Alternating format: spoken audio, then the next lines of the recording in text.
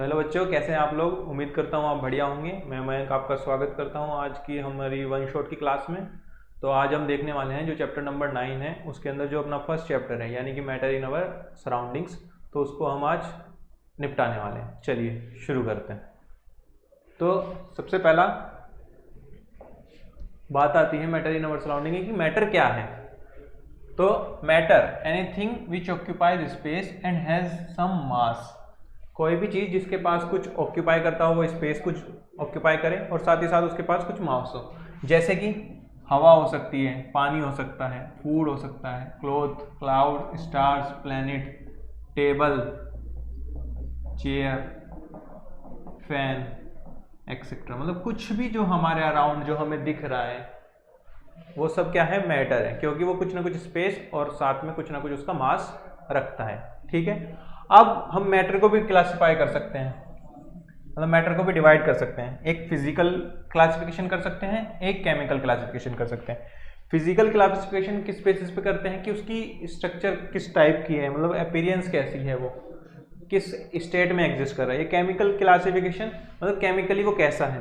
तो फिजिकली हम उसको डिवाइड कर सकते हैं, सॉलिड हो सकता है वो, दूसरा या वो लिक्विड हो सकता है या वो गैस हो सकता है।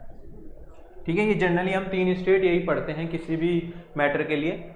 और दूसरा जो केमिकल क्लासिफिकेशन में क्या कर सकते हैं, या तो वो प्योर एलिमेंट हो सकता है या वो मिक्सचर हो सकता है। प्योर हो सकता है या वो मिक्सचर हो सकता है। चलिए ठीक है, आगे बढ़ते हैं। अब हम बात करने वाले हैं स्टेट ऑफ मैटर की, मतलब पर्टिकुलर जो हमने बात करी है अभी इस चैप्टर में हम फिजिकल क्लासिफिकेशन को ही डील करेंगे। आने वाले चैप्टर में हम केमिकल क्लासिफिकेशन के ऊपर बात करेंगे। ठीक है बच्चों। तो केमिकल क्लासिफिकेशन ऑफ मैटर की जैसा कि हमने देखा अभी, सॉलिड होता है, लिक्विड होता है और गैस भी होता है। ठीक है। ये जनरली हम 3 ही पढ़ते हैं। तो ये क्या है, जनरली आप स्टेट सोच के दिमाग में आ रहा होगा सर इसका मतलब क्या है। स्टेट क्या है, एक ही कंपाउंड की अलग अलग अवस्थाएं हो सकती हैं। जैसे कि वाटर है, वो सॉलिड में भी एग्जिस्ट करता है, आइस एग्जिस्ट करती है ना, और लिक्विड हो सकता है या फिर गैस की फॉर्म में भी, गैसेस फॉर्म में भी एग्जिस्ट कर सकता है। तो वाटर, ये 3 स्टेट है, लेकिन है वो वाटर ही। तो क्या कहते हैं, these are not different substances but different 3 states of the same substance which differ in interparticle space. मतलब कि उनके बीच में स्पेस कम होगा, ज्यादा होगा, उसके बेस पे हम उसे सॉलिड, लिक्विड, गैस इन 3 भागों में डिवाइड कर सकते हैं। जैसे कि यहाँ पे दिखा भी रखा है, ये गैस है तो इसके अंदर मॉलिक्यूल्स कहाँ है, काफी दूर दूर दूर है। ये हो गया दूसरा लिक्विड, तो इसके अंदर मॉलिक्यूल्स पास है थोड़े, लेकिन ये सॉलिड हो गया, एक परफेक्ट शेप है और मॉलिक्यूल्स या पार्टिकल्स जो हैं वो बहुत क्लोज हैं, तो इसे बोलते हैं सॉलिड। ठीक है, क्लियर। आगे बढ़ते हैं। अब इसकी हम प्रॉपर्टीज के बेसिस पे हम देख सकते हैं कि सॉलिड की क्या प्रॉपर्टी है, लिक्विड की क्या प्रॉपर्टी है और गैस की अपने पास क्या प्रॉपर्टी होती है। तो जो सॉलिड है या लिक्विड है या गैस है, तीनों ही कुछ ना कुछ प्रॉपर्टीज रखती हैं। तो पहली प्रॉपर्टी शेप। शेप कैसी होगी, सॉलिड है जैसे कि हमारे पास कोई चेयर हो गई, वो कैसी होती है, सॉलिड होती है, तो उसका जो शेप होती है वो डेफिनेट होती है।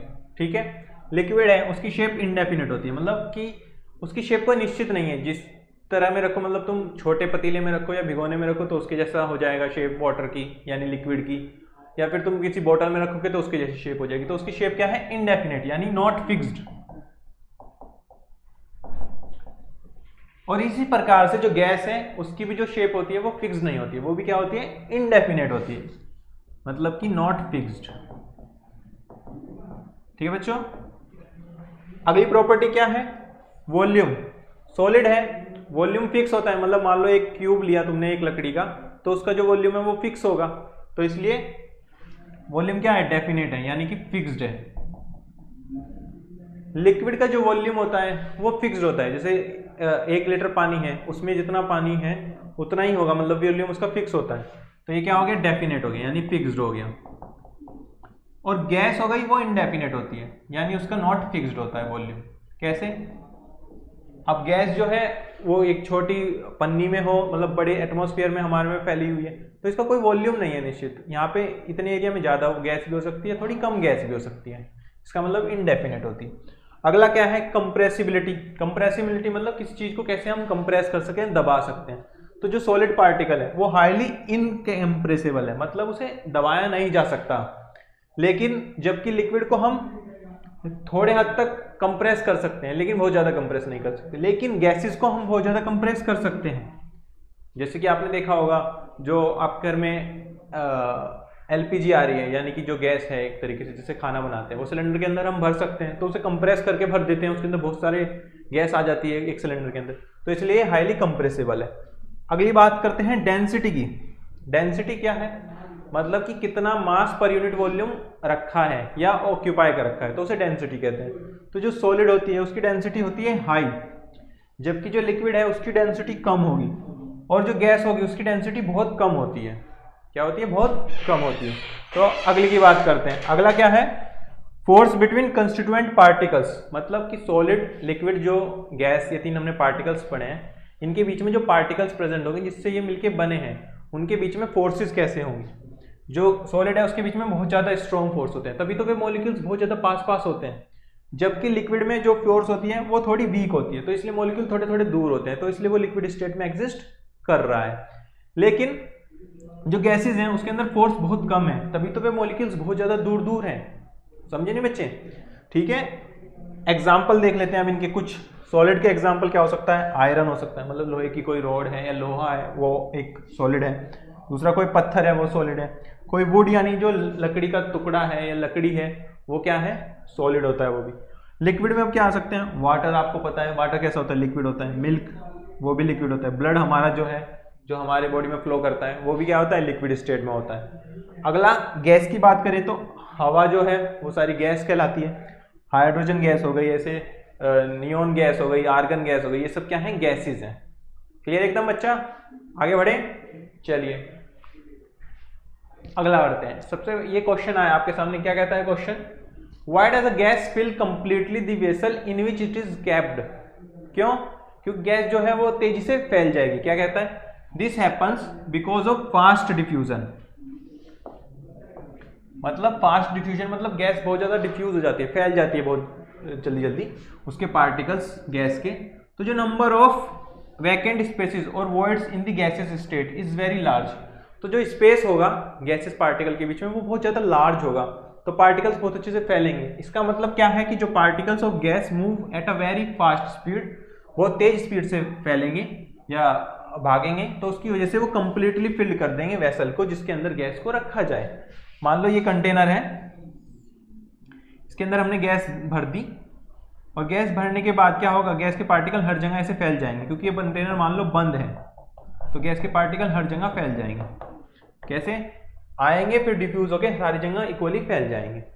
क्लियर एकदम, आगे बढ़ते हैं। अगला टॉपिक है हमारा कि स्टेट ऑफ मैटर में कुछ काइनेटिक थ्योरी ऑफ मैटर होती है, कि मतलब उसके कैसे जो सॉलिड है, लिक्विड है, वो किस तरह की अलग अलग चीजें रखेगा। जैसे कि according to kinetic theory of matter, मतलब काइनेटिक थ्योरी ऑफ मैटर के अकॉर्डिंग कहते हैं कि जो पार्टिकल होते हैं मैटर के आर इन कंटिन्यूअस मोशन, मतलब ये कंटिन्यूसली मूव करते रहते हैं। पार्टिकल्स क्या करते रहते हैं, मूव करते रहते हैं। तो यदि पार्टिकल आर वेरी क्लोज, यदि पार्टिकल्स बहुत ज़्यादा पास होंगे, बहुत ज़्यादा समीप होंगे, एक दूसरे के बहुत ज़्यादा पास होंगे, तो जो उनके स्पेस होगा, मतलब उनके बीच की जो दूरियां होगी, दो पार्टिकल हैं उनके बीच में स्पेस बहुत ज़्यादा नहीं है, इसका मतलब स्पेस कम है, तो जो ये पार्टिकल्स होंगे इनके बीच की inter particle force of attraction क्या होगा, मैक्सिमम होगा, क्योंकि पार्टिकल बहुत ज़्यादा पास है, बीच में दूरियां नहीं है, तो बहुत ज़्यादा फोर्स ऑफ अट्रैक्शन होगा, जिसके कारण ये सॉलिड बन जाते हैं। क्या बन जाते हैं, सॉलिड, क्योंकि सॉलिड में पार्टिकल्स बहुत ज़्यादा पास होते हैं, फोर्स ऑफ अट्रैक्शन बहुत ज़्यादा होता है, तो इसलिए वे एक सॉलिड स्टेट को फॉर्म कर लेते हैं। और जैसे जैसे हम space between the particle increases, as the space between particles increases, जैसे जैसे पार्टिकल्स के बीच का स्पेस बढ़ेगा, तो जो फोर्स ऑफ अट्रैक्शन है उनके पार्टिकल्स के बीच में वो घटेगा। अब force of attraction decreases in matter and the state of matter can be change, मतलब फोर्स ऑफ अट्रैक्शन को घटाकर हम स्टेट मैटर की चेंज कर सकते हैं, उसका लिक्विड बना सकते हैं, फिर उसका गैस भी बना सकते हैं। समझे नहीं बच्चे? क्लियर? अगला क्या है? The movement of particle can be change by heating और कूलिंग द मैटर। मतलब कोई सब्सटेंस है, यदि उसको बहुत ज्यादा हीट करेंगे तो फोर्स ऑफ अट्रैक्शन कम हो जाएगा, तो क्या होंगे, पार्टिकल बहुत तेजी से भागेंगे, तो उसका मूवमेंट ज्यादा हो सकता है। या कूल कर देंगे, किसी चीज को ठंडा कर देंगे तो मूवमेंट थोड़ा स्लो हो जाएगा। तो इस तरीके से ये हमें पॉइंट ये बताता है। अगला पॉइंट क्या कहता है? Higher the temperature greater the movement of particles. मतलब जितना ज्यादा टेम्परेचर होगा उतना जल्दी जल्दी मॉलिक्यूल्स जो है भागेंगे, क्योंकि वे मोशन तो कर ही रहे हैं, एनर्जी एब्जॉर्ब करके फटाफट फटाफट भागेंगे, तो क्या होगा, उनका मूवमेंट बढ़ जाएगा यदि हाइयर टेम्परेचर हम रखते हैं तो। क्लियर एकदम? चलो आगे बढ़ते हैं। अब कुछ कंडीशंस हैं जिसके बेसिस पे हम कह सकते हैं कि गिवन सब्सटेंस सॉलिड की तरह एग्जिस्ट करेगा, लिक्विड की तरह एग्जिस्ट करेगा या गैस की तरह एग्जिस्ट करेगा। क्लियर? पहली कंडीशन क्या है? Kinetic energy of particles. क्या है? Kinetic energy of particles. मतलब काइनेटिक एनर्जी पार्टिकल्स के अंदर मैक्सिमम होती है, किसके अंदर? गैस के अंदर। किसके अंदर? गैस के अंदर। फिर लिक्विड के अंदर होती है, फिर कम सबसे कम सॉलिड्स के अंदर होती है काइनेटिक एनर्जी। भी तो सॉलिड के पार्टिकल्स ज्यादा मूव नहीं कर पाते क्योंकि उनके पास काइनेटिक एनर्जी कम है गैस के कंपैरिजन में और लिक्विड के कंपैरिजन में। दूसरा क्या है? Inter particle spaces. मतलब जो पार्टिकल्स हैं सॉलिड, लिक्विड, गैस, इनके अंदर जिससे बने हैं, तो उनके बीच की दूरी कितनी है। तो जो गैप होगा वो सबसे ज्यादा गैस में होगा, सीधी सी बात है। दूसरा लिक्विड में उससे कम होगा और सबसे कम सॉलिड में होगा। सबसे कम सॉलिड के अंदर गैस जो पार्टिकल्स हैं उनके बीच में गैप सबसे कम होता है। अगला, the force of attraction between particles. जो पार्टिकल्स हैं उनके बीच में फोर्स ऑफ अट्रैक्शन कैसा होगा। तो ये फोर्स ऑफ अट्रैक्शन सबसे ज्यादा सॉलिड के अंदर होता है, जब भी तो सॉलिड के पार्टिकल्स ठोस होते हैं, डेफिनेट वॉल्यूम रखते हैं, डेफिनेट शेप रखते हैं। उससे कम लिक्विड में होता है और सबसे कम यानी कि नेग्लिजिबल, मतलब कोई फोर्स ऑफ अट्रैक्शन गैसेस के मॉलिक्यूल्स में बहुत कम होता है, तभी तो वे बहुत दूर दूर एग्जिस्ट कर सकते हैं पार्टिकल्स। क्लियर बच्चों? आगे बढ़े, अगला देखते हैं। अगला है नेचर ऑफ मैटर। मतलब जो मैटर है उसकी नेचर किस किस तरह की हो सकती है, उसके बेसिस पे जो पार्टिकल हैं वो कंटिन्यूसली मूव कर रहे हैं। पार्टिकल्स क्या है? कंटिन्यूसली भाग रहे हैं, इधर उधर भाग रहे हैं। तो भाग रहे हैं इसका मतलब ये कैसे हैं? They are not stationary. Stationary मतलब एक जगह रुके नहीं है, चल रहे हैं, हमेशा मोशन कर रहे हैं। ठीक है? और जैसे ही हम टेम्परेचर बढ़ाएंगे तो पार्टिकल्स जो है वो और तेजी से भागेंगे, और तेजी से भागेंगे तो उनका क्या होगा? मोशन बढ़ जाएगा।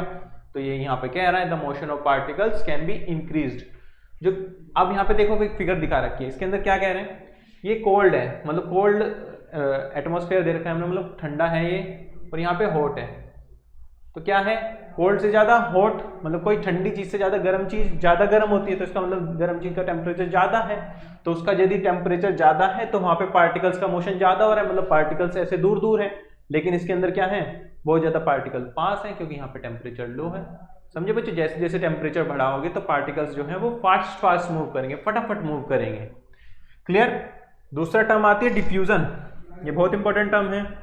क्या कहती है ये? कि किसी भी सब्सटेंस का फैलना, the spreading out of a substance with another substance, मतलब किसी दूसरे सब्सटेंस के साथ किसी सब्सटेंस का फैलना, ड्यू टू द मूवमेंट और मोशन ऑफ इट्स पार्टिकल, उसके पार्टिकल के फैलने के कारण, उसे कहते हैं डिफ्यूजन। जैसे यहाँ पे दिखा रखा है, पार्टिकल्स हैं धीरे धीरे फैल गए, मतलब एक जगह कोई पार्टिकल्स थे, वे धीरे धीरे इस पूरे बॉक्स में फैल गए, तो इसको बोलते हैं डिफ्यूजन। मतलब डिफ्यूज हो जाना, फैल जाना। जैसे आपको कोई स्मेल आती है ना, कभी आपकी मम्मी कभी खाना बना रही है जैसे किचन में, तो वहां से स्मेल आती है खाने की, वो क्यों आती है? क्योंकि जो पार्टिकल्स हैं फूड के वो हवा में जा रहे हैं और धीरे धीरे फैल जा रहे हैं, हर तरफ फैल जा रहे हैं, तो आपको रूम में स्मेल हो जाएगी, अच्छा ये आज ये खाने में बन रहा है। तो इस तरीके से आपको पता चल जाता है। क्यों होता है वो? क्योंकि वो पार्टिकल्स हैं जो वो डिफ्यूज करते हैं, यानी फैलते हैं। क्लियर?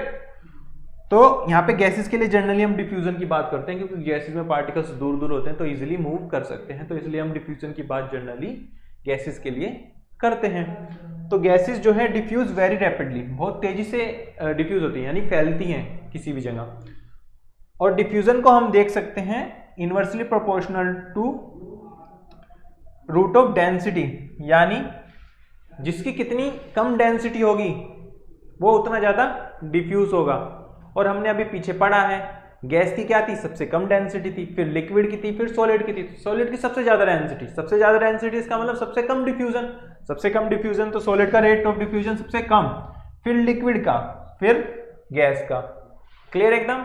आया समझ में कि पार्टिकल्स ऑफ मैटर जो है वो कंटिन्यूसली मूव कर रहे हैं, और दूसरा डिफ्यूजन होता है। डिफ्यूजन मतलब पार्टिकल्स का फैलना, स्प्रेडिंग आउट होना। क्लियर एकदम? आगे बढ़े, चलिए आगे चलते हैं। अब हमारे पास ये एक क्वेश्चन आता है, solids are generally very heavy while gases are light. मतलब जो सॉलिड हैं वो जनरली भारी होते हैं, बल्कि जो गैसेस होती हैं वो हल्की होती हैं। एक्सप्लेन करो इसे, देखते हैं कैसे। इन दी सॉलिड्स, तो सॉलिड्स के अंदर क्या होता है, जो पार्टिकल हैं वे बहुत क्लोजली पैक्ड है, मतलब बहुत पास पास पार्टिकल्स हैं। क्या है, बहुत ज्यादा पार्टिकल्स हैं, जिसकी वजह से the number of particles per unit volume is quite large. मतलब ये जैसे सॉलिड बना लो, छोटे छोटे ब्लॉक से मान लो बना है ये इस तरीके से, ये कोई सॉलिड है, तो इसके अंदर पार्टिकल्स बहुत ज़्यादा पास पास है। अब पास पास है तो क्लोजली पैक्ड है, मतलब इतने सारे पार्टिकल्स इतने छोटे से एरिया में प्रेजेंट है, यानी वॉल्यूम में प्रेजेंट है। तो इसका मतलब इनके लिए जो number of particles per unit volume हो गया वो बहुत ज़्यादा हाई हो गया। तो इस वजह से ये सॉलिड्स क्या हो जाते हैं, हैवी हो जाते हैं, मतलब भारी हो जाते हैं। कम जगह में ज़्यादा चीज़ें प्रेजेंट है, ज़्यादा पार्टिकल प्रेजेंट है, तो इसका मतलब भारी हो जाएगी वो चीज़। दूसरा, in the gases the particles are loosely packed. मतलब गैस के अंदर क्या होता है, पार्टिकल्स ऐसे ऐसे ऐसे लूजली पैक है। तो इतने सारे एरिया में इतने सारे पार्टिकल प्रेजेंट है, यहाँ पे छोटे से एरिया में इतने सारे पार्टिकल प्रेजेंट है, तो ये सॉलिड हो जाता है, ये हो जाता है गैस। क्यों? क्योंकि number of particles per unit volume, मतलब वॉल्यूम के अंदर जितने नंबर ऑफ पार्टिकल्स हैं वो कंपेरेटिवली स्मॉल हैं। क्या है, कम है सॉलिड से। तो इसलिए वजह से गैसेस जो है वो लाइट होती हैं, यानी कि हल्की होती हैं। समझे? आया समझ में? क्लियर? आगे बढ़ते हैं, चलिए अगला क्वेश्चन देखते हैं। अगला क्वेश्चन क्या है, a gas exerts pressure on the wall of the container assign reason. मतलब कि कोई गैस है, वो वॉल है, मतलब जो कोई कंटेनर मान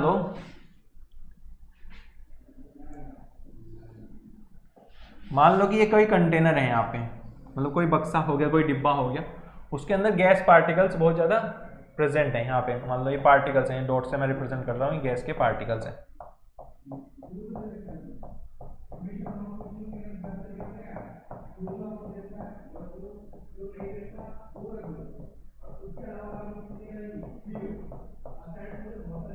ठीक है, ये गैस के पार्टिकल्स हैं। तो होगा क्या, जो मॉलिक्यूल्स हैं गैस के, उनके पास बहुत ज़्यादा काइनेटिक एनर्जी है। काइनेटिक एनर्जी मतलब क्योंकि बहुत तेज तेज मूव कर रहे हैं तो उनके पास कुछ ना कुछ काइनेटिक एनर्जी होगी। तो क्या करेंगे, ये मॉलिक्यूल्स वॉल पे टक्कर मारेंगे। क्यों?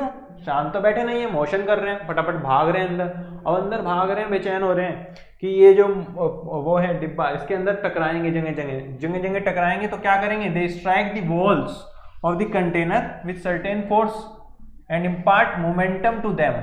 मतलब कुछ ना कुछ फोर्स से हिट करेंगे उस बॉक्स की वॉल को। तो क्या होगा, इसके कारण जो रिस्पॉन्सिबल है, जिसके कारण वो प्रेशर एक्सर्ट करते हैं इस पे, वॉल्स पे, तो उसकी वजह से ये जो वॉल है उसके ऊपर कुछ प्रेशर क्रिएट हो जाएगा। क्योंकि तुम मान लो कहीं ऐसे मारने लग रहे हो कहीं पे, तो उसके ऊपर कुछ दबाव पैदा होगा, तो उसे ही हम कहते हैं प्रेशर क्रिएट होगा। तो एक gas exert pressure on the wall of the container. क्यों? क्योंकि ये काइनेटिक एनर्जी रखती है, ड्यू टू काइनेटिक एनर्जी, के मतलब काइनेटिक एनर्जी। क्लियर है? आगे बढ़े, चलिए अगले क्वेश्चन की तरफ बढ़ते हैं। अगला क्वेश्चन है, the smell of hot sizzling food reaches us several metres away, however it is not so in case the food is cold. यानी यदि गर्म फूड है तो हमारे नाक तक यानी नोज तक स्मेल फटाफट आ जाती है, लेकिन यदि ठंडा फूड है तो उसकी स्मेल नहीं आती। मान लो आपके किचन में जो है कोई भी सब्जी बन रही है मान लीजिए, तो सब्जी की स्मेल एकदम आ जाएगी आपकी नाक में। लेकिन वहीं पे यदि हम कोई ठंडी चीज़ बनाने लगे, आइसक्रीम बनाने लगे, तो उसकी स्मेल नहीं आएगी उतनी जल्दी। क्यों आएगी? क्यों? क्योंकि डिफ्यूजन के कारण क्या होता है, when food is sizzling hot, मतलब बहुत ज़्यादा गर्म हो, तो वो रिलीज करेगा वेपर्स ऑफ इट्स कंटेंट। मतलब जो खाने की वेपर्स हैं वो गैसेस में फॉर्म में कन्वर्ट होकर उड़ेंगे। तो क्या होगा, वे डिफ्यूज होंगी एट अ फास्ट स्पीड, बहुत तेजी से डिफ्यूज होकर आप तक आएंगी, ठीक है। And reach us even at some distance, मतलब आप 2 कमरे दूर बैठे हो, 1 कमरे दूर बैठे हो, तो आपके पास किचन से स्मेल आ जाती है इसलिए। लेकिन ऐसा नहीं होगा यदि वेपर रिलीज होंगी जब फूड ठंडा होगा, ठंडे में से रिलीज होंगी, लेकिन वहां पे क्या है, डिफ्यूजन फास्ट नहीं होगा। क्यों? क्योंकि लो टेम्परेचर है। लो टेम्परेचर तो पार्टिकल धीरे धीरे डिफ्यूज करेगा, धीरे धीरे मूव करेगा, तो धीरे धीरे मूव करेगा तो आपको स्मेल अच्छे से नहीं आ पाएगी। Therefore one has to come quite close to it in order to get it smell, मतलब कोल्ड की यदि आपको स्मेल लेनी है तो आपको उसके पास आना पड़ेगा, लेकिन ऐसा हॉट के अंदर नहीं है। यदि हॉट फूड है यानी सिजलिंग हॉट मतलब बहुत तेज गर्म फूड है, तो उसकी स्मेल आप तक पहुंच ही जाएगी, 1 कमरे तक पहुंच जाएगी, दूसरे कमरे में बैठे हो तब भी पहुंच जाएगी। क्लियर? ये इसका आंसर होगा। चलिए आगे बढ़ते हैं। आगे क्या कह रहा है, अमोनिया क्या होती है, गैस होती है बेटा अमोनिया, और साथ में हाइड्रोजन क्लोराइड, ये भी एक गैस है। तो ये गैसेज हैं बहुत पंजेंट स्मेलिंग इन नेचर, मतलब पंजेंट मतलब बहुत खराब सी स्मेल है, ऑफेंसिव स्मेल है। आगे क्या कह रहे हैं, they are released from 2 opposite corners of the in the room, मतलब कि ये मान लो एक कोना ये है, एक कोना ये है, यहाँ पे रखी हमने अमोनिया, क्या रखी बच्चा, अमोनिया, यहाँ पे रखी हाइड्रोजन क्लोराइड, क्या रखी, हाइड्रोजन क्लोराइड गैस रखी। अब आगे क्या कहता है, which gas will reach first a person sitting in the centre of the room, मतलब यहाँ पे मान लो आप बैठे हो, ठीक है, या आप बैठे हो बीच में बैठे हो बिल्कुल सेंटर में, तो आपको अमोनिया पहले स्मेल करेगी या हाइड्रोजन क्लोराइड स्मेल करेगी, कैसे पता लगेगा, देखते हैं। The particle of lighter gas will diffuse faster as compare to those of heavier gas, मतलब जो पार्टिकल, जिसके पार्टिकल्स हल्के होंगे तो फास्ट मूव करेंगे भाई, हल्का आदमी जल्दी चल सकता है, मोटा आदमी, भारी आदमी धीरे धीरे चलता है, तो उसी प्रकार से जो गैस है वो हल्की होगी, वो फटाफट डिफ्यूज करेगी, फटाफट डिफ्यूज करेगी, तो दोनों आपके पास आ रही हैं, लेकिन फटाफट कौन आएगी, जो हल्की होगी। हल्की कौन होती है, अमोनिया, और हाइड्रोजन क्लोराइड में से हल्की होती है अमोनिया। तो out of 2 gases ammonia is lighter than hydrogen chloride, मतलब हाइड्रोजन क्लोराइड से हल्की है क्या, अमोनिया। अमोनिया जब हल्की है तो फटाफट भागेगी, फटाफट भागकर सेंटर में जो ये आदमी बैठा है इसके पास आ जाएगी। तो therefore it's smell will reach first a person sitting in the centre of the room, मतलब जो व्यक्ति कमरे के बीचों बीच बैठा है और सोच रहा है कि अच्छा अमोनिया की स्मेल पहले आएगी या HCl की स्मेल पहले आएगी, तो अमोनिया है उसका है मास कम यानी वजन कम है, हल्की है वो, तो वो फटाफट डिफ्यूज होके पहले, सबसे पहले इसके आदमी के पास आ जाएगी, भाई अमोनिया इसे स्मेल होगी सबसे पहले। क्लियर? आया समझ में? बढ़े आगे, चलिए आगे की ओर बढ़ते हैं, अगला क्वेश्चन देखते हैं। अगला क्वेश्चन क्या कह रहा है, a person in a party has used perfume, मतलब एक व्यक्ति है वो पार्टी में जा रहा है, कैसी भी पार्टी हो सकती है भाई, ठीक है, तो पार्टी के अंदर जा रहा है, वही क्या कर रहा है, यूज कर रहा है परफ्यूम, यूज कर रहा है परफ्यूम, भाई सब लगाते हैं, ठीक है। तो why do we smell the same even from a distance, हमें दूरी से भी किसी का परफ्यूम लगाया किसी ने, वो स्मेल हो जाता है, क्यों हो जाता है, क्योंकि डिफ्यूजन के कारण। क्या, a perfume is actually a mixture of number of pleasant smelling vapours, मतलब सुगंध वाली वस्तुओं से बना हुआ होता है परफ्यूम, तो जब सुगंध वाली वस्तु से परफ्यूम बना हुआ है तो वो फटाफट मूव करेगा, क्वाइट फास्ट डिफ्यूज होगा, तो पहुंच जाएगा पर्सन के पास जो बहुत ज्यादा दूर भी हो, at a certain distance from a person who has used perfume, मतलब जो व्यक्ति ने परफ्यूम लगाया है उसके अंदर, परफ्यूम के अंदर वेपर्स होती हैं जो कि बहुत ज़्यादा अच्छी सुगंध की होती हैं, तो वो फटाफट क्या करेंगे, डिफ्यूज करेंगे, मतलब भागेंगी और उसके व्यक्ति तक पहुंच जाएंगी जिसको वो स्मेल हो रही है। मान लिया मैं हूँ यहाँ पे, बाहर कोई परफ्यूम लगा खड़ा है तो मुझे स्मेल आ जाएगी, क्यों आ जाएगी, क्योंकि परफ्यूम के जो पार्टिकल्स हैं जिससे वो मिलके बने वो डिफ्यूज होकर मेरे तक आएंगे, क्या आएंगे, डिफ्यूज होकर, जिसे हम प्रोसेस को हमने पढ़ा है अभी, क्या पढ़ा है, डिफ्यूजन। तो डिफ्यूजन बेटा इंपॉर्टेंट टॉपिक है, हमारी डेली लाइफ में हम रिलेट कर पा रहे हैं कि भाई परफ्यूम हमारे तक आ पा रहा है, इससे पहले हमने देखा फूड की स्मेल हमारे तक आ सकती है, इस तरीके से। क्लियर है क्या? चलिए आगे बढ़ते हैं। अगली बात करनी है हमें, अब हमने देख लिया कि सॉलिड हो सकता है भाई, लिक्विड हो सकता है या गैस हो सकता है, ठीक है, स्टेट हो सकती है, इसकी प्रॉपर्टीज हो सकती हैं, उसके बाद अब हम चाहें तो इन्हें कन्वर्ट भी कर सकते हैं, मतलब हम सॉलिड से लिक्विड बनाना हो, लिक्विड से सॉलिड बनाना हो, या सॉलिड से गैस बनाना हो तो वो हम कन्वर्ट कर सकते हैं। तो अब हम पढ़ने जा रहे हैं inter conversion of the state of matter, मतलब कोई मैटर है उसकी जो स्टेट है उसका हम इंटर कन्वर्जन कैसे करेंगे। तो there are two ways to do inter conversion of different states of matter, मतलब सॉलिड से लिक्विड, लिक्विड से गैस, गैस से सॉलिड, या सॉलिड से गैस, इन सब का कन्वर्जन की कुछ तरीके हैं। पहला क्या है, या तो हम टेम्परेचर चेंज कर दें, भाई टेम्परेचर को फर्क करें तो सॉलिड लिक्विड गैस चेंज हो सकती है। दूसरा हम प्रेशर को चेंज कर दें, क्या करें, हम टेम्परेचर को चेंज करके सॉलिड लिक्विड गैस को आपस में कन्वर्ट कर सकते हैं। दूसरा क्या करें, हम प्रेशर को चेंज कर दें, भाई हम टेम्परेचर को नहीं कर रहे हैं, हम प्रेशर को करके चेंज करना चाह रहे हैं किसी की स्टेट, तो प्रेशर से भी कर सकते हैं। तो देखते हैं, पहला सबसे पहले हम पढ़ेंगे टेम्परेचर से कैसे चेंज करते हैं, effect of temperature, effect of change of temperature. ठीक है बेटा, तो सबसे पहला आता है फ्यूजन। अब फ्यूजन क्या होता है बात करते हैं। The process in which a solid substance changes into a liquid, मतलब सॉलिड से लिक्विड में बदलना। जैसे कि बर्फ है उससे पानी बनाना, बर्फ का पानी बनना क्या होगा, फ्यूजन होगा। ऑन हीटिंग, गर्म करने पर, भाई बर्फ है गैस पे चढ़ा दो उसे, गैस से क्या होगा, हीट लेगा, वो हीट लेगा तो किस में कन्वर्ट हो जाएगा, लिक्विड में कन्वर्ट हो जाएगा। तो सॉलिड से लिक्विड में बनना, सॉलिड से लिक्विड में कन्वर्ट होना क्या होता है, फ्यूजन, या इसे मेल्टिंग भी बोलते हैं। मेल्टिंग मतलब पिघलना, कोई चीज पिघल रही है, इसका मतलब सॉलिड से लिक्विड में कन्वर्ट हो रही है, तो इसका नाम एक और मेल्टिंग भी होता है।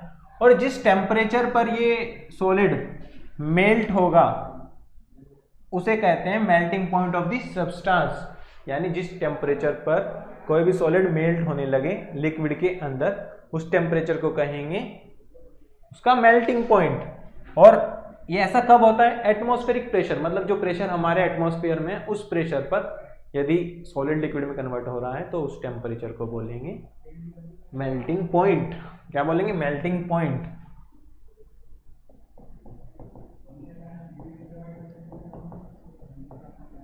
ठीक है, मेल्टिंग पॉइंट बोलेंगे। जैसे यहाँ पे दिखा रखा है बर्फ है धीरे धीरे पिघल रही है, वाटर बनने लगा ना नीचे, तो ये हो गया फ्यूजन का एग्जाम्पल।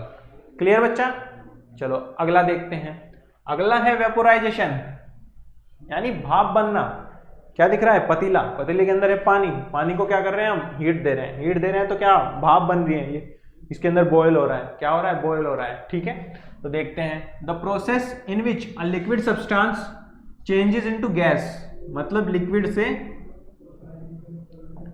गैस का बनना रैपिडली, फटाफट, ऑन हीटिंग। यदि हम हीट करें लिक्विड को, गैस पर चढ़ा दो भाई पतीला रख के, तो क्या होगा, वो वेपोराइज हो गया। जैसे कि कभी आप मैगी बनाते हो तो क्या होता है, पानी हमने लिया एक पतीले में, उसके ऊपर गैस के ऊपर रख दिया, तो क्या होगा, धीरे धीरे उबल जाता है, उसको क्या बोलते हैं, वेपोराइज हो जाना।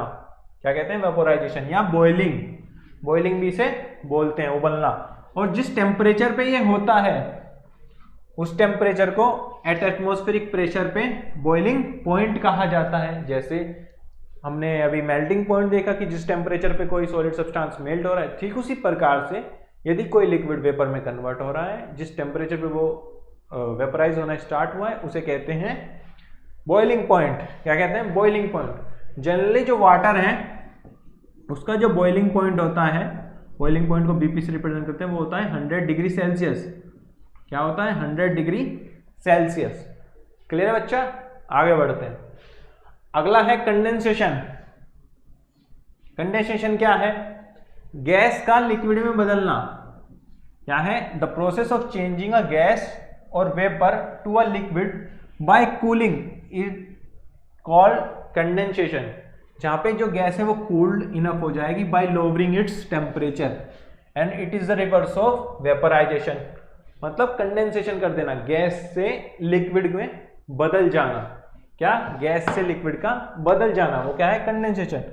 जैसे सिंपल एग्जांपल इसका क्या है, आप कोई ठंडी वाटर का गिलास लो और उसके बाद तुम कुछ देखते हो ना, उसके ऊपर पानी आ जाता है, बाहर से सरफेस पे पानी पानी महसूस होता है। तो वो क्यों होता है, क्योंकि उसका टेम्परेचर लो है। जैसे ही उसकी कांटेक्ट में हवा में प्रेजेंट वाटर मॉलिक्यूल्स आएंगे जो कि गैसियस फॉर्म में है, वो फटाफट उसकी बॉडी पे आ जाएंगे। टेम्परेचर कम होने के कारण वो क्या हो जाएंगे, लिक्विड फॉर्म में कन्वर्ट हो जाएंगे। तो गैस से वो लिक्विड बन जाना, गैस से लिक्विड बन जाना, तो क्या हो गया, कंडेंसेशन, मतलब कंडेंस्ड हो जाना। वो क्या हो गया, कंडेंस्ड हो जाना। ये इसका एग्जाम्पल है। आया समझ में बच्चों? ये जो है वेपोराइजेशन का उल्टा होता है। क्यों? क्योंकि वेपोराइजेशन में हम क्या करते हैं, लिक्विड लेके गैस बना रहे हैं, लेकिन यहाँ पे गैस से लिक्विड बन रहा है, तो ये क्या होगा, कंडेंसेशन। क्या हो जाएगा, कंडेंसेशन। चलिए आगे बढ़ते हैं। अगला है हमारे पास सॉलिडिफिकेशन। सॉलिडिफिकेशन नाम सुन के कुछ आ रहा होगा, कुछ सॉलिड बनेगा, देखते हैं क्या है। The process of changing a liquid into solid, मतलब लिक्विड से सॉलिड बनना, क्या होगा, सॉलिडिफिकेशन। और इसे साथ ही साथ फ्रीजिंग भी कहते हैं। कैसे? पानी है, पानी को फ्रिज में रख देते हैं, क्या होता है, बर्फ बन जाती है, बर्फ की आइस क्यूब्स बन जाती हैं, तो क्या हो गया, वो आइस क्यूब सॉलिड, और ये लिक्विड हो गया। फ्रिज के अंदर हो क्या रहा है, कूलिंग हो रही है। कूलिंग मतलब ठंडक पैदा हो रही है, जिसके कारण जो लिक्विड है वो क्या बन जा रहा है, बर्फ बन जा रहा है, फिर ताकि हम आइसक्रीम खा सकें। समझे बच्चों? तो उस तरीके से जो लिक्विड है उसे हम सॉलिड में कन्वर्ट कर सकते हैं। तो उस प्रोसेस को बोलते हैं सॉलिडिफिकेशन, मतलब सॉलिड का बनना, सॉलिडिफिकेशन। क्लियर? आगे बढ़ते हैं। चलिए अगला है सब्लिमेशन। सब्लिमेशन अब क्या होता है, हमने कुछ सब्सटेंस देखे हैं जनरली, जैसे पूजा में हम एक यूज करते हैं कैम्फर, यानी कि Kapoor.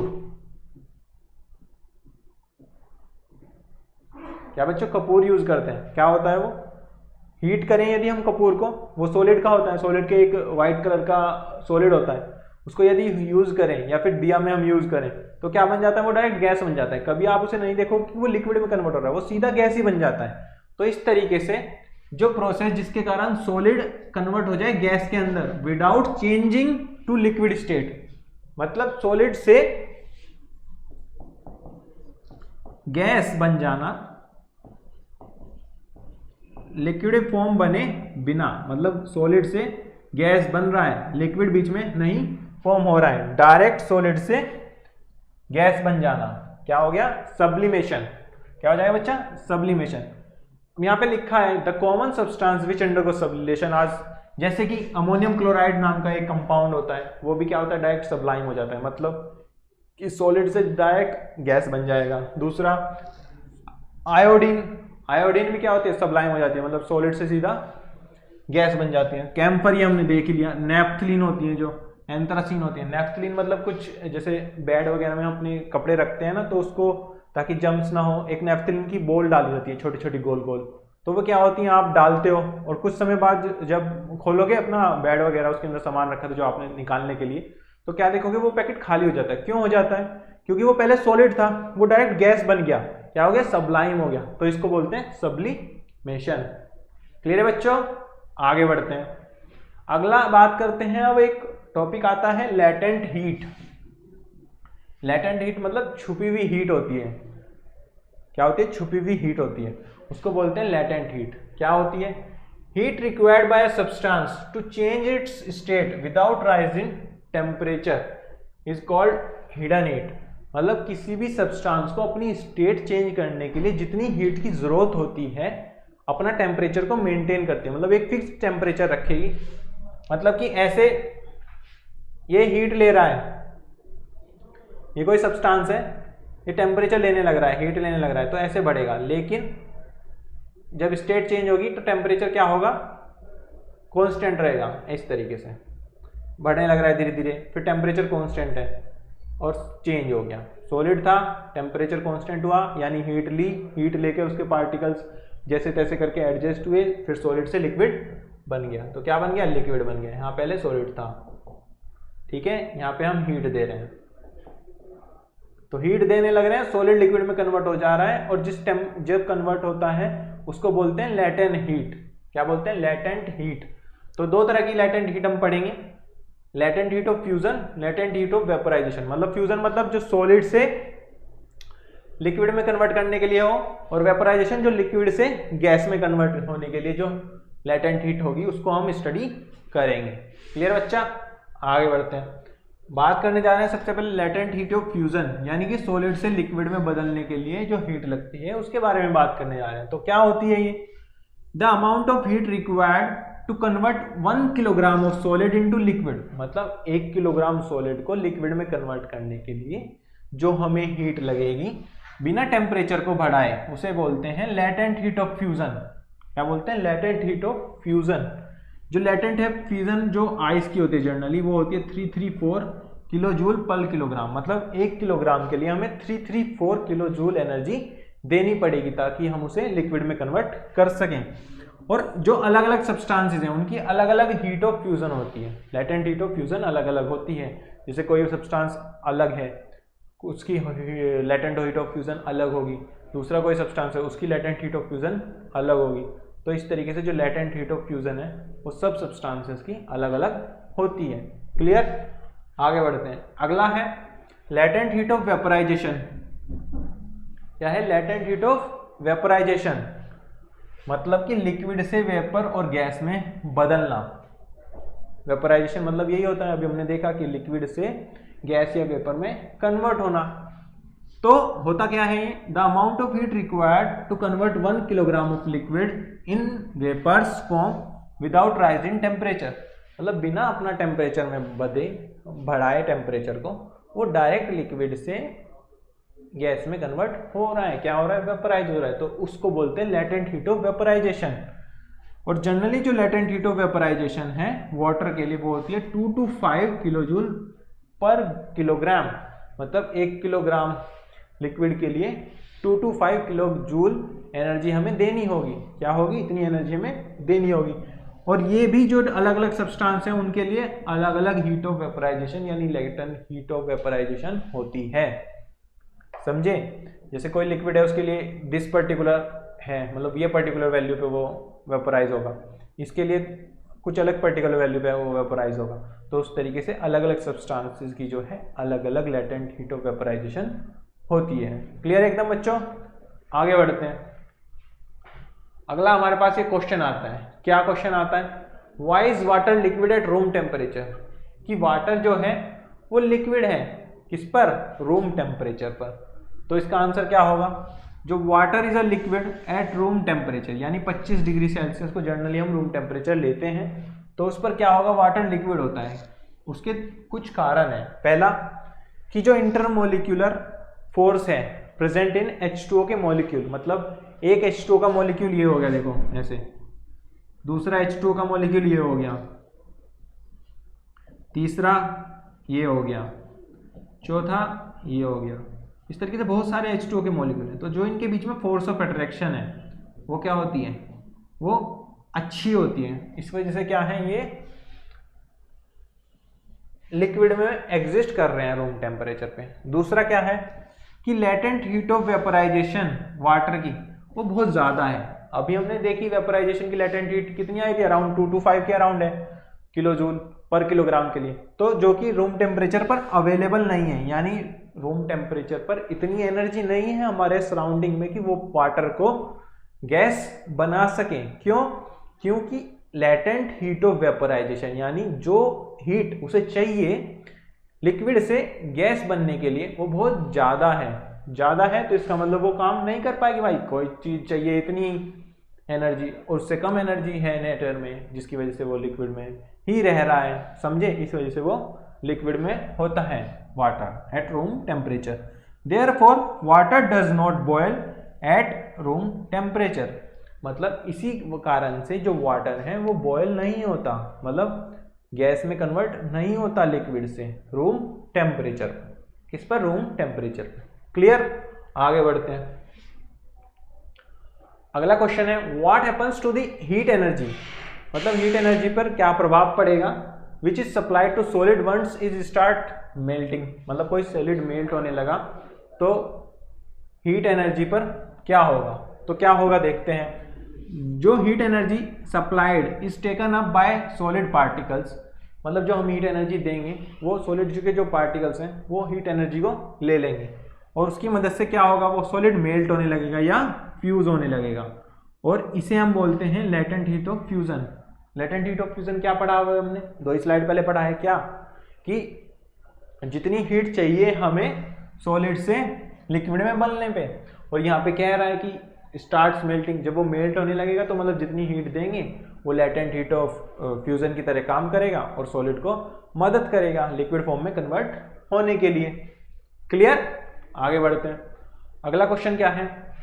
Ice at 273 kelvin causes more cooling than water at the same temperature. मतलब यदि आइस 273 केल्विन पर है वो ज़्यादा ठंडक शो करती है हमें, जबकि वाटर इसी टेम्परेचर पे रखें तो वो कम कूलिंग शो करता है। ऐसा क्यों होता है? क्योंकि when ice is to melt at 273 kelvin, जब आइस को 273 पे मेल्ट किया जाता है तो वो कुछ ना कुछ एनर्जी लेगा। कहाँ से? सराउंडिंग से कुछ ना कुछ एनर्जी लेगा। जब वो मेल्ट हो रहा है भाई, सराउंडिंग में हमारे पता है हमें टेम्परेचर ज़्यादा है तो उससे वो कुछ ना कुछ टेम्परेचर लेगा। यदि लेगा तो उस टेम्परेचर से क्या करेगा? वो सॉलिड अपने अंदर की जो फोर्स ऑफ अट्रैक्शन है जिससे उसके मॉलिक्यूल बहुत ज़्यादा पास हैं उन्हें ओवरकम करेगा, उन्हें थोड़ी दूर करने की कोशिश करेगा। तो जिसके कारण क्या होगा? जो सराउंडिंग का टेम्परेचर है वो क्या हो जाएगा? लोअर हो जाएगा। क्यों? क्योंकि सराउंडिंग से यदि उसने हीट एब्जॉर्ब कर ली अपनी फोर्स ऑफ अट्रैक्शन को कम करने के लिए, किसने? सॉलिड ने, तो सराउंडिंग में टेम्परेचर लो हो गया।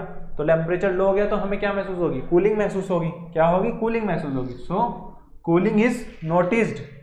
लेकिन यदि वाटर ऑलरेडी प्रेजेंट है लिक्विड स्टेट में, यदि वो लिक्विड स्टेट में ऑलरेडी प्रेजेंट है तो it will take less energy from the surrounding in order to change into the vapour state. मतलब लिक्विड से वेपर बनने में कम एनर्जी लगेगी तो वो कम एनर्जी लेगा सराउंडिंग से। यदि कम एनर्जी लेगा सराउंडिंग से तो सराउंडिंग का टेम्परेचर वो बहुत ज़्यादा डिक्रीज नहीं कर पाएगा। अब नहीं डिक्रीज कर पाएगा तो हमें कम कूलिंग महसूस होगी। क्या होगी? कम कूलिंग महसूस होगी। तो इस वजह से जो है सॉलिड यानी कि आइस एट 273 केल्विन ज़्यादा कूलिंग करती है कंपेरेटिवली वाटर से जो कि सेम टेम्परेचर पे रखा जाए। समझ में आया? क्लियर है? आगे बढ़ते हैं। अगला क्वेश्चन है why does steam produce more सरबन on the skin as compare to boiling water. मतलब यदि हमारी स्किन पे एक स्टीम लग रही है या एक बॉइलिंग वाटर है, यदि स्टीम ज़्यादा लगती है तो उससे हमारी स्किन ज़्यादा बर्न हो जाती है, मतलब छाला पड़ सकता है। इस तरीके से पड़ जाता है ना भाई, कोई जल जाता है, तो उस तरीके से स्टीम जो है वो ज़्यादा सर बर्न करती है हमारी स्किन पे। लेकिन बॉइलिंग वाटर ऐसा नहीं करता। क्यों नहीं होता? क्योंकि latent heat of vaporisation steam की ज़्यादा होती है। क्या होती है? The latent heat of vaporisation of steam is more than that of boiling water, तो therefore it produces more severe burn. क्यों? लेटेंट हीट ऑफ वेपराइजेशन ज़्यादा है स्टीम की। किससे? बॉइलिंग वाटर से। तो ज़्यादा है तो ज़्यादा हीट है, ज़्यादा हीट है तो ज़्यादा अच्छे से हम जल पाएंगे, यानी कि ज़्यादा बर्न हो सकते हैं हम। तो इस वजह से जो स्टीम है वो मोर सर्व बर्न करती है हमारी स्किन पे देन दी बॉइलिंग वाटर। बॉइलिंग वाटर से ज़्यादा बर्न करती है। क्लियर?